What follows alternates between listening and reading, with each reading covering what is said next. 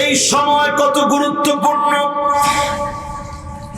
আল্লাহ সেদিন প্রশ্ন করবে, কোথায় তোমার সময়গুলা কাটিয়েছ,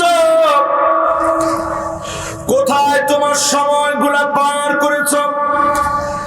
দিন বিজয়ের জন্য, ইসলামের জন্য যতটুকু সময় দিয়েছেন, এই সময়গুলাকে যিনি আমার আপনার নাজাতের উসিলা বানায় দিবেন তিনি কে? আল্লাহ রাব্বুল আলামিনের হাবিব ইন্তেকালের 10 দিন আগে, কয়দিন? দুনিয়ার সময় শেষ হয়ে যাবে নবীজির, দুনিয়ার সময় ফুরায় যাবে। ইন্তেকালের 10 দিন পূর্বে নবীজি সাল্লাল্লাহু আলাইহি ওয়াসাল্লাম উহুদের প্রান্তে চলে গেলেন, যেখানে সাইয়্যিদুশ শুহাদা আমির হামজা ঘুমায় আছে। যেই জায়গায় হামজার মতো সাহাবী ঘুমায় আছে,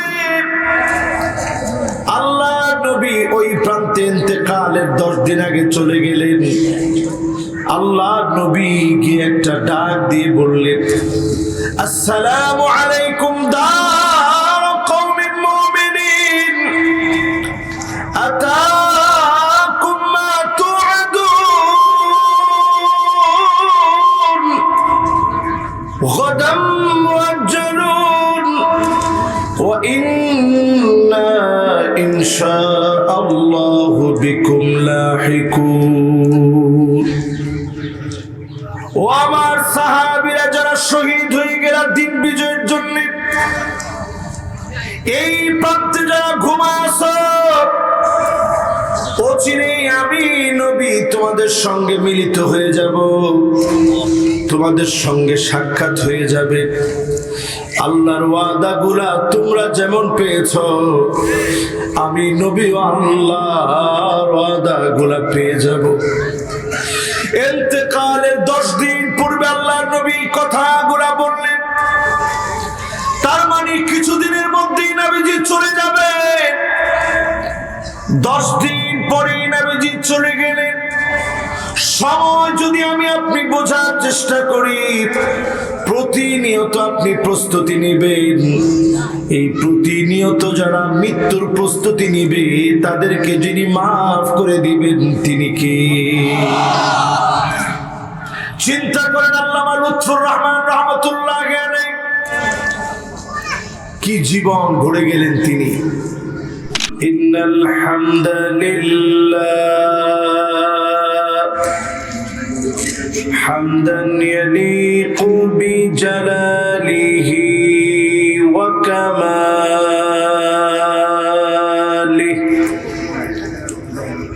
সুবহানাহু ওয়া তাআলা লাহুল হামদু ফিল উলা ওয়াল আখিরা ওয়া হুয়া আলা কুল্লি শাইইন কাদির।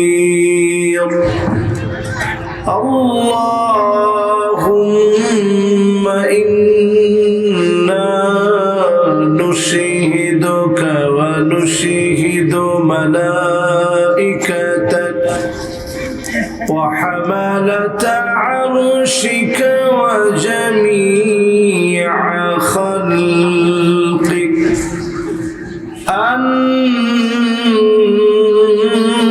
আন্নাকা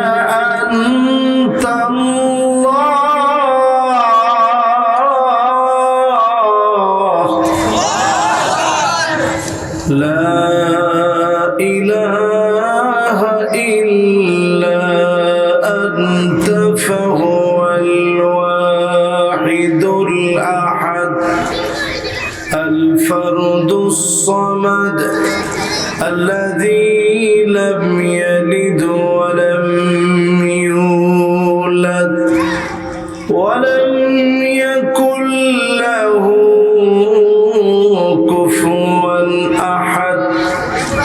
ونشهد أن سيدنا وسندنا وحبيبنا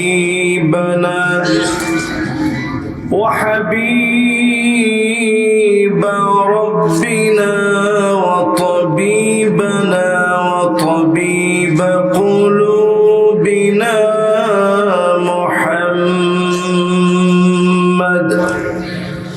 صلى الله عليه وعلى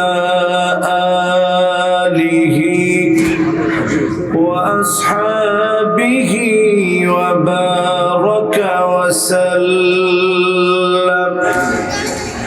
الذي أرسله بالحق بشيرا ونذيرا وداعيا إلى الله بإذنه وسراجا منيرا فقد قال الله تعالى في كلامه المجيد وفي فرقانه الحميد সবাই পড়েন আউযু বিল্লাহি মিনাশ শাইতানির রাজীম বিসমিল্লাহির রাহমানির রাহিম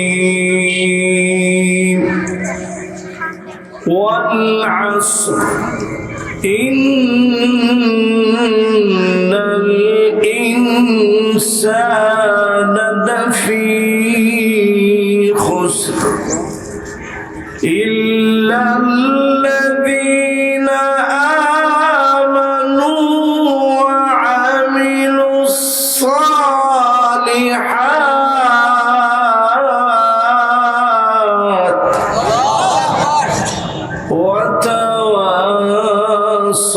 وتواصوا بالحق وتواصوا بالصبر صدق الله العظيم وصدق رسوله النبي الكريم ونحن على ذلك من الشاهدين والشاكرين والحمد لله رب العالمين وقال تعالى في شان حبيبه مخبرا وآمرا إن الله وملائكته يصلون على النبي يا أيها الذين آمنوا صلوا عليه وسلموا تسليما اللهم صل على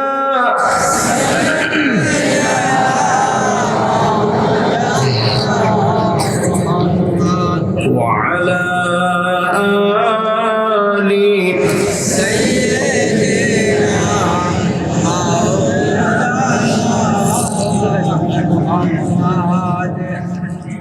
আজকের এই মোবারক মাহফিল সুন্দরতম আয়োজন আয়াপুর যুব সমাজ ও গ্রামবাসীর উদ্যোগে আয়োজিত 25তম ঐতিহাসিক তাফসীরুল কোরআন মাহফিল। মোবারক আজকের এই মাহফিলের সম্মানিত আয়োজক কমিটি সভাপতিত্ব করছেন হাফেজ মোহাম্মদ আইয়ুব আলী খান সাহেব, আমরা দোয়া করছি আল্লাহ রাব্বুল আলামিন ওনাকে যেন দ্বীনের জন্য কাবিলিয়তের সাথে হায়াত তাইয়্যিবা আল্লাহ যেন দান করেন, পড়েন আমিন। এই মাহফিলের সম্মানিত প্রধান অতিথি জনাব মোহাম্মদ আব্দুর রউফ মোল্লা সাহেব, সম্মানিত ভাইস চেয়ারম্যান উপজেলা পরিষদ বাগারপাড়া যশোর, মেহমান আজকের এই মাহফিলে উপস্থিত হয়েছেন। আমরা দোয়া করছি আল্লাহ রাব্বুল আলামিন ওনাকেও যেন দ্বীনের জন্য কাবিলিয়তের সাথে কবুল আর মঞ্জুর করেন, পড়েন আমিন। আলোচক বৃন্দ যারা কথা রেখেছেন, হযরত মাওলানা মাসনুন গাজী মুফাসসির কোরআন খুলনা থেকে এসেছেন, সুন্দর কথা বলেছেন। আমরা দোয়া করি আল্লাহ রাব্বুল আলামিন ওনাকেও দ্বীনের জন্য কাবিলিয়তের সাথে, মাকবুলিয়তের সাথে, ইখলাসের সাথে আল্লাহ যেন কবুল মঞ্জুর করেন, পড়েন আমিন। এই মাহফিলে হাদারাত উলামায়ে কেরাম, সম্মানিত মুরব্বিয়ান আযম, তারুণ্যের উচ্ছ্বাস, দিক দিগন্তের দিকপাল তরুণ প্রজন্মের আমার তরুণ ভাইয়েরা, যতজন পর্দানিশীন আজকের এই মাহফিলে পর্দার অন্তরালে আপনারা শ্রবণরত রয়েছেন, সকলকে জানাচ্ছি উহাইয়িকুম বিতাহিয়াতিল ইসলাম, সর্বশ্রেষ্ঠ ইসলামের অভিবাদন। আসসালামু আলাইকুম ওয়া রাহমাতুল্লাহি ওয়া বারাকাতুহু।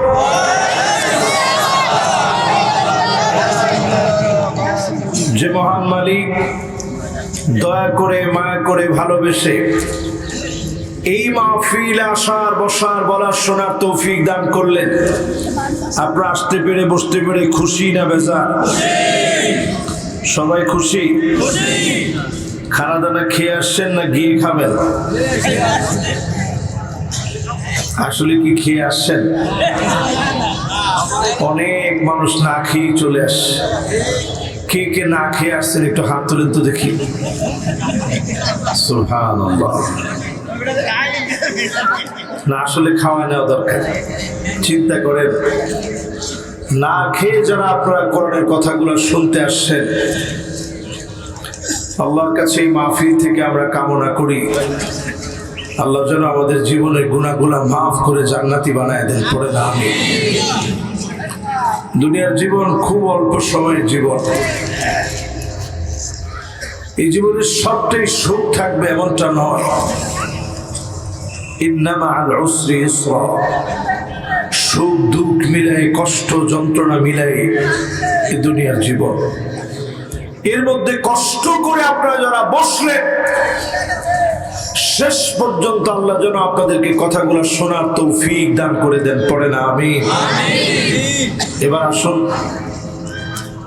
আল্লাহ পাকের শুকরিয়া আদায় করার জন্য আরেকটা বার বলিষ্ঠ কণ্ঠে আওয়াজ করে সকলে পড়েন আলহামদুলিল্লাহ।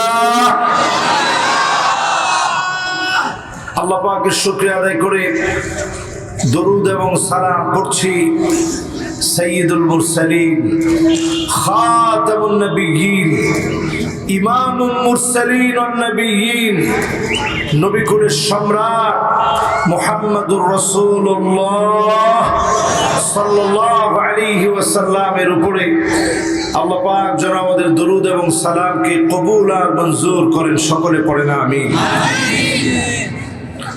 ছোট্ট একটা সূরা থেকে আমি তেলাওয়াত করেছি, পুরোটা সূরাই পড়ছি, মাত্র 3টা আয়াত। কয়টা আয়াত?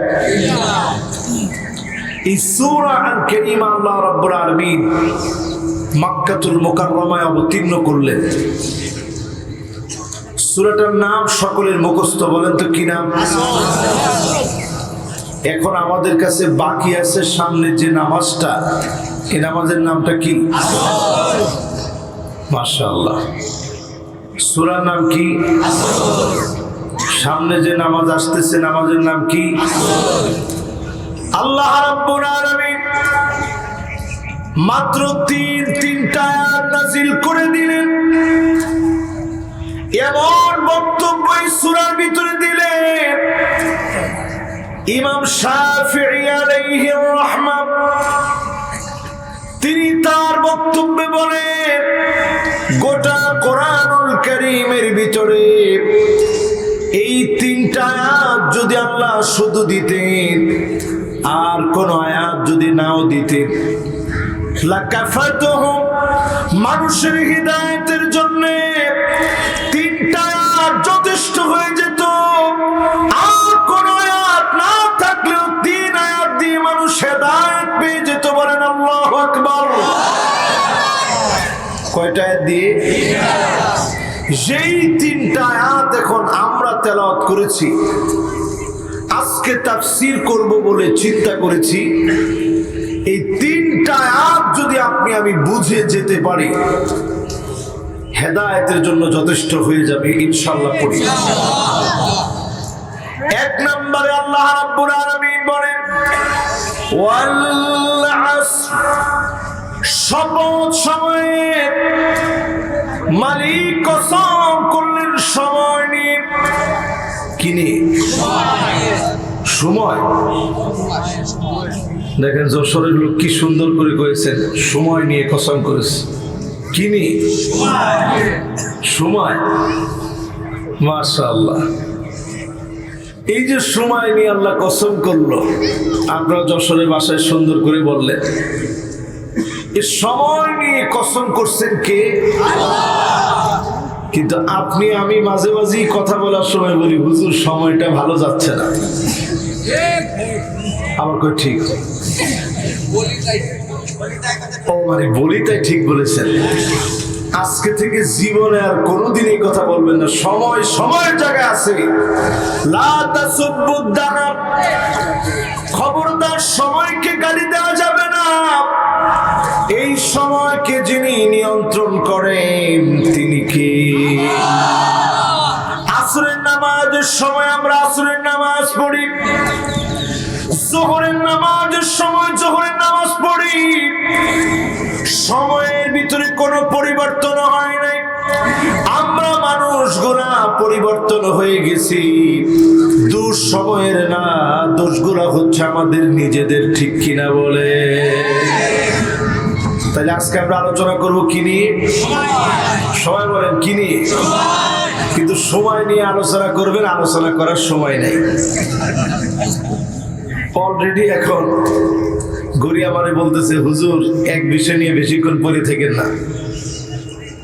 তাহলে আজকে আলোচনা হবে কি নিয়ে?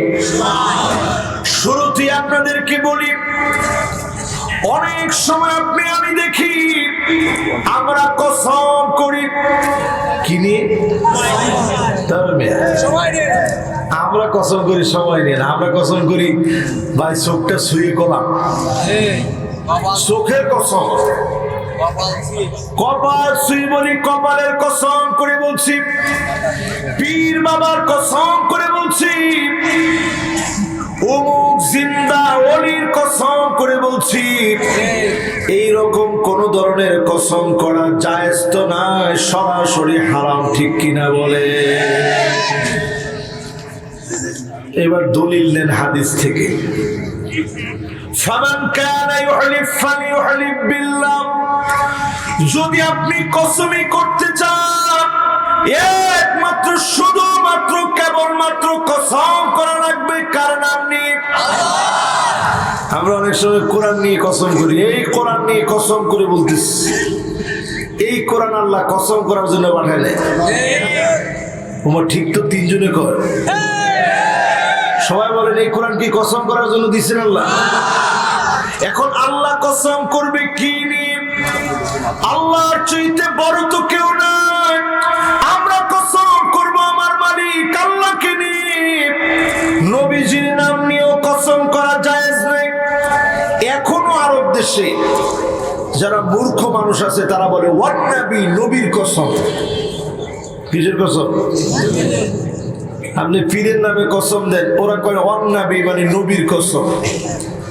আল্লাহর হাবিব জানায় দিলেন, খবরদার, ফামান কানা ইউহলিফ ফালিউহলিফ বিল্লাহ, শুধু যদি কসম করা লাগে, একমাত্র শুধুমাত্র যার নামে কসম করা লাগবে তিনি কি?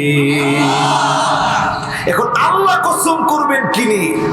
আল্লাহর চাইতে বড় তো কেউ নেই। এই জন্য আল্লাহ কসম করলেন সময় নিয়ে। জোরে করে আল্লাহু আকবার। আল্লাহ পাক সময় বুঝাতে গিয়ে এমন একটা সময় আনলেন, বাবাজি কথা কওয়া যাবে না কিন্তু, এমনি সময় নেই, ওয়াজ চলতেছে সময় নিয়ে। ওয়াল আসর, আল্লাহ তাআলা বললেন যেই নামাজ আমাদের সামনে, তার মানে হলো আল্লাহ বুঝায় দিলেন ইন্না হায়াতাকা ক্বাদ তাযুলু কামিসলিশ শামস, সূর্যটা দেখবেন একটু পরে ডলডল ডলডল করতে থাকবে,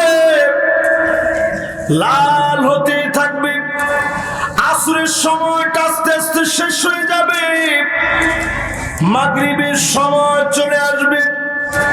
ছোট্ট একটা শব্দ দিয়ে আল্লাহ বুঝিয়ে দিলেন, গোলাম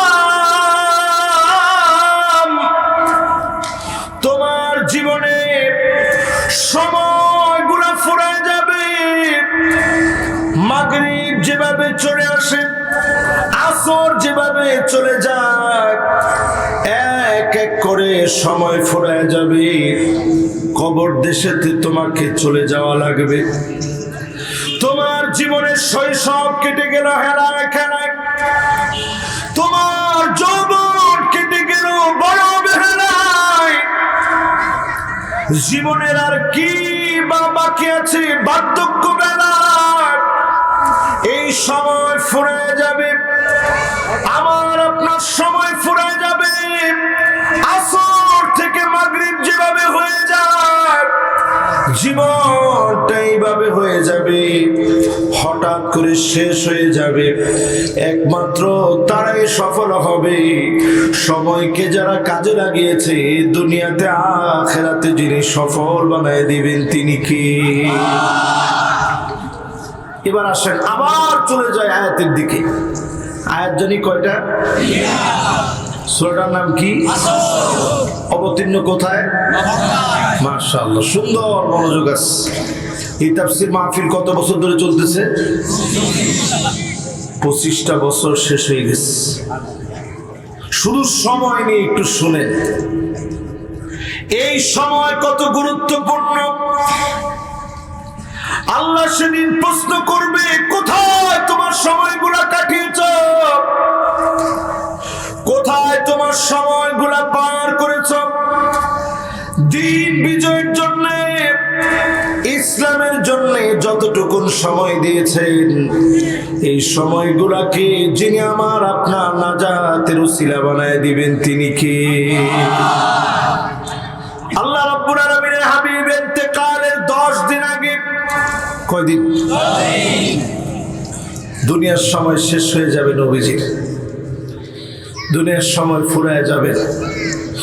ইন্তেকালের 10 দিন পূর্বে নবীজি সাল্লাল্লাহু আলাইহি ওয়াসাল্লাম উহুদের প্রান্তে চলে গেলেন, যেখানে সাইয়্যিদুশ শুহাদা আমির হামজা ঘুমায় আছে। যেই জায়গায় হামজার মতো সাহাবী ঘুমায় আছে, আল্লাহ নবী ওই প্রান্তে ইন্তেকালের 10 দিন আগে চলে গেলেন। আল্লাহ নবী গিয়ে একটা ডাক দিয়ে বললেন, আসসালামু আলাইকুম দার কওমিন মুমিনিন, আতাকুম মা তুআদুন গাদাম মুআজ্জালুন ওয়া ইন্না ইনশাআল্লাহু বিকুম লাহিকুন। ও আমার সাহাবীরা যারা শহীদ হয়ে গেল দিন বিজয়ের জন্য, এই প্রান্তে যারা ঘুমায় আছো,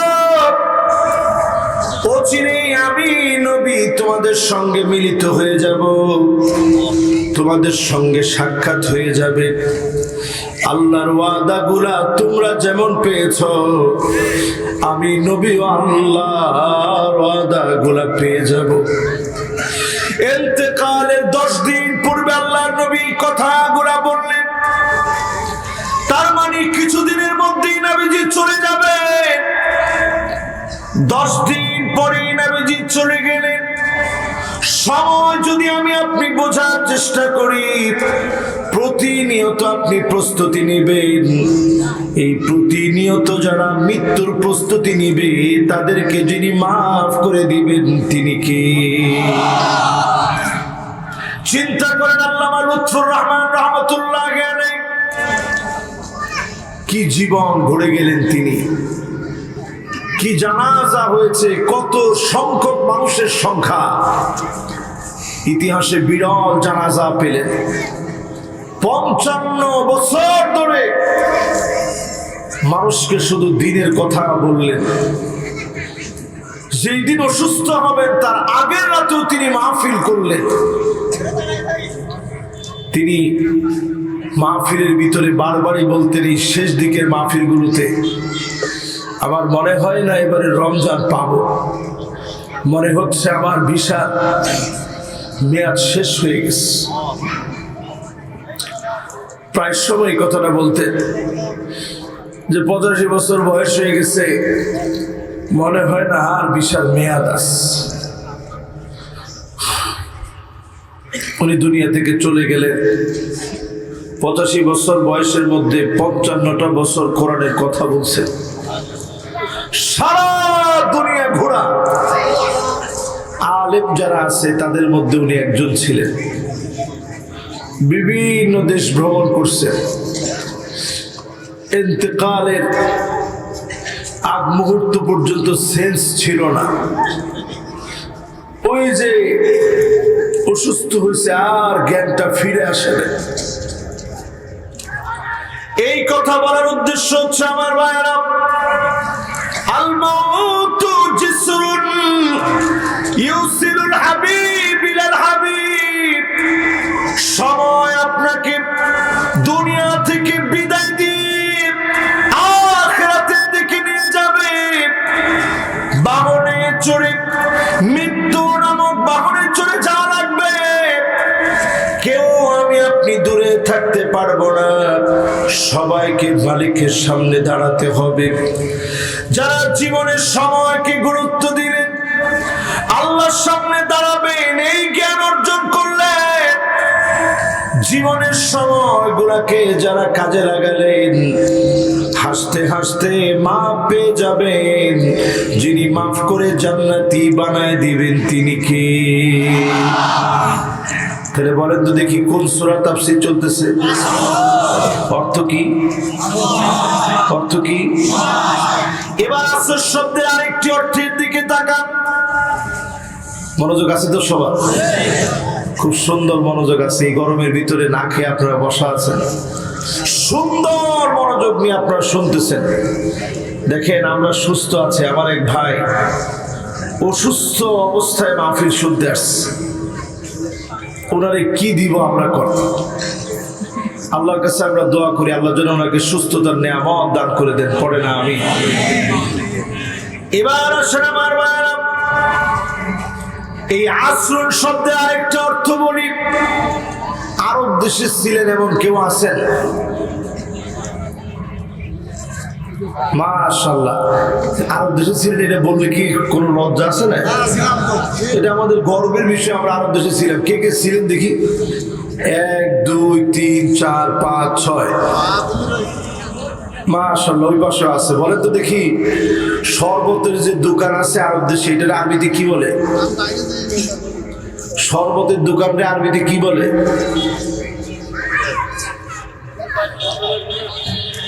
কিসের দোকান বলে?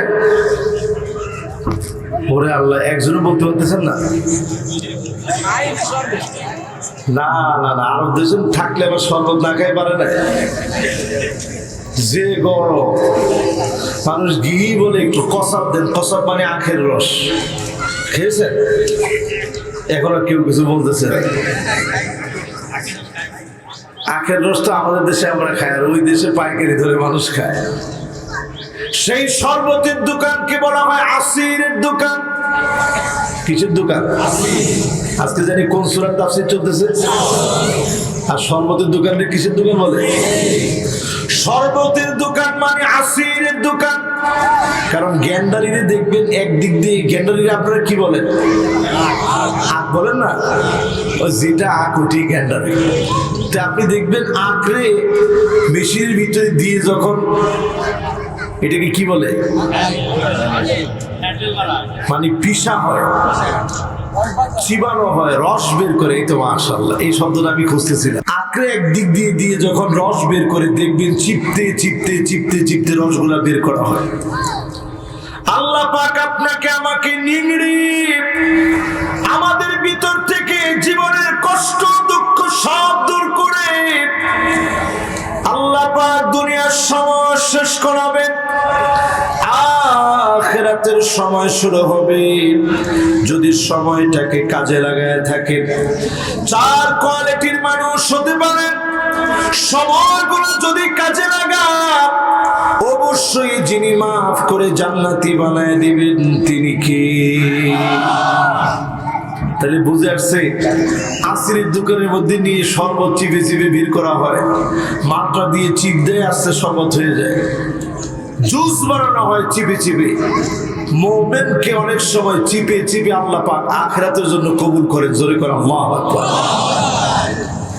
এরপরে আল্লাহ রাব্বুল আলামিন বলেন, ইন্নাল ইনসানা লাফি খুসর, নিশ্চয়ই সব মানুষ ক্ষতির ভিতরে আছে। যত মানুষ আছে সব ক্ষতির ভিতরে। আপনি রাজনীতিবিদ, আপনি ক্ষতির ভিতরে আছেন। আপনি বড় শিক্ষিত, আপনি ক্ষতির ভিতরে আছেন।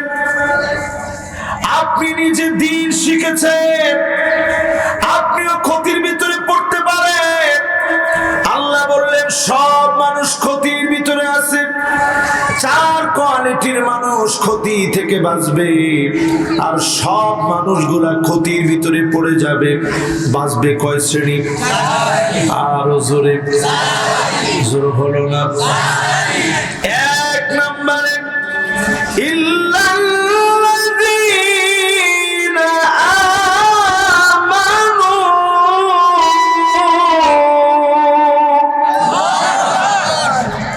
ঈমান আনবে যারা, ক্ষতি থেকে বাঁচবে তারা। জোরে করে আল্লাহু আকবার।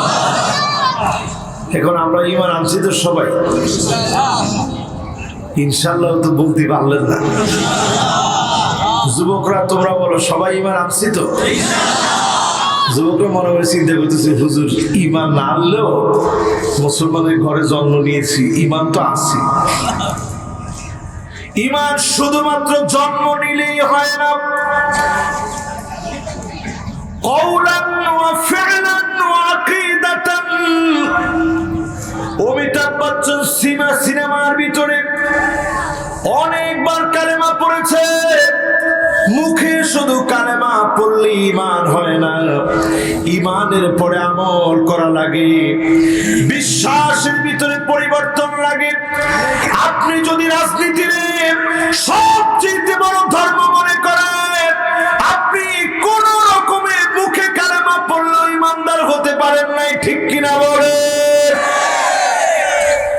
আমি একটু একটু করে আপনাদেরকে বুঝাচ্ছি। ঈমান বুঝবেন কখন? হাদিসের ভিতরে নবীজি বলতেছি ঈমান বোঝার একটা ছোট্ট আলামত আছে। আইয়ুলকা ফিন্নারি ফায়ুহারাক, আগুনের ভিতরে ফেলে দিবে, গর্ত খনন করে আগুনে আপনাকে ছেড়ে দিবে, কিন্তু আপনি ঈমান ছেড়ে যাবেন না। এমন ঈমানের পথে যদি অবিচল হতে পারেন, চক্ষু বন্ধ হবে, যিনি মাফ করে জান্নাতি বানায় দিবেন তিনি কে? ও আমার ভাইরা, ফিলিস্তিনের দিকে তাকায় দেখেন, চক্ষু অবনমিত হয়ে যায়,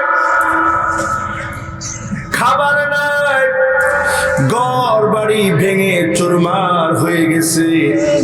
নিজের দেশে মুসলমানরা থাকতে পারতেছে না। তাঁবুর ভিতরে সামান্য পাখির খাবার দেওয়া হচ্ছে। আমরা পাখিকে যেই গমগুলো খাওয়াই, বিভিন্ন রকমের খাবারগুলো পাখিকে দেই, এই পাখির খাবারগুলা লিকুইড বানায়া পানি দিয়ে জাল দিয়ে দিয়ে দেওয়া হচ্ছে, মুসলমান খাচ্ছে। মুসলমানদের তাঁবুর ভিতরে পানি পর্যন্ত মুসলমান পাচ্ছে না, খাবারের মতো কোনো অবস্থা নেই। আমি সেদিন দেখলাম ফুটফুটে গোলাপের মতো চেহারা, ছোট ছোট বাচ্চা, 3 বছর 4 বছরের বাচ্চা, বৃষ্টি হওয়ার কারণে কাদার মধ্যে ঘুমায় আছে। আমার মনে হচ্ছে কাদা মাটি নিয়ে যেন তারা খেলাধুলা করতেছে। এই রকম ইমানের পরীক্ষা চলছে। আল্লাহর হাবিব বললেন, আগুনের ভিতরে ফেলে দিবে, জ্বলন্ত আগুন দিয়ে পুড়াবে, যার জুলুম নির্যাতন হবে, হাতের ভিতরে হ্যান্ডকাপ লাগাবে, পায়ের ভিতরে বেড়ি লাগাবে, কোমরে দড়ি লাগায় টানবে, ফাঁসির মঞ্চে নিয়ে যাবে। যে ইমান বলবৎ থাকবে, এমন ইমানদারেরা বিজয়ী হয়ে গেল। ঠিক কিনা বলে? এই ইমানের কথা আল্লাহ বলছেন। সময়ের এই পরিবর্তন, আপনি মনে করতেছেন সময় পরিবর্তন হয়েছে, আমরা পরিবর্তন হয়েছি।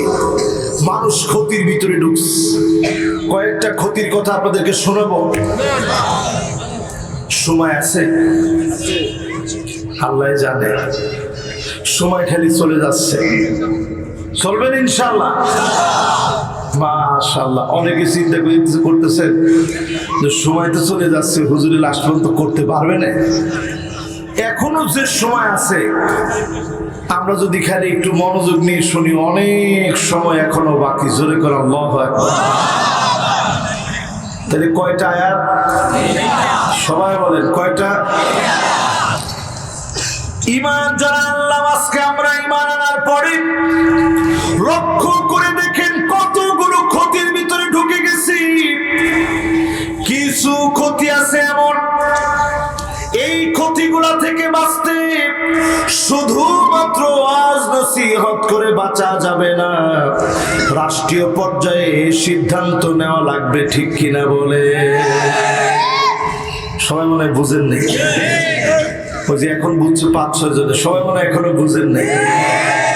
কিছু জিনিস আছে ওয়াজ করে, এই যে আপনাদেরকে ওয়াজ করলাম, দেখবেন ওয়াজের পরে অনেক মানুষের মুখে দাঁড়িয়ে আসবে, দাঁড়িয়ে রেখে ফেলছে, নামাজ ধরছে। কিন্তু কিছু বিষয় এমন আছে যেটা 25 বছর ওয়াজ শোনার পরেও পরিবর্তন হয় নাই।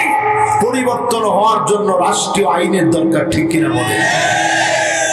যেমন ধরেন সুদ, 25 বছর আগে যতটা কম ছিল, এখন ততটাই বাড়ছে। ঠিক কিনা বলেন? সুদের কথা বলার পরে একজনও কিন্তু উঠে যায় না, অবস্থা খারাপ হয়ে যাবে না। এবার একটা একটা করে মিলিয়ে দেখেন কি কি ক্ষতির ভিতরে আমরা ঢুকছি। হাত্তা ইয়াবতারিবাল ইয়াতু নিসাই দাউসিন কালজিল খালাসা, এমন ক্ষতি আসবে মুসলমানের ভিতরে। আল্লাহর হাবিব বললেন, কোমর দুলায় মেয়েরা নাচবে, মুসলমানের মেয়েরা কোমর দুলায় নাচবে।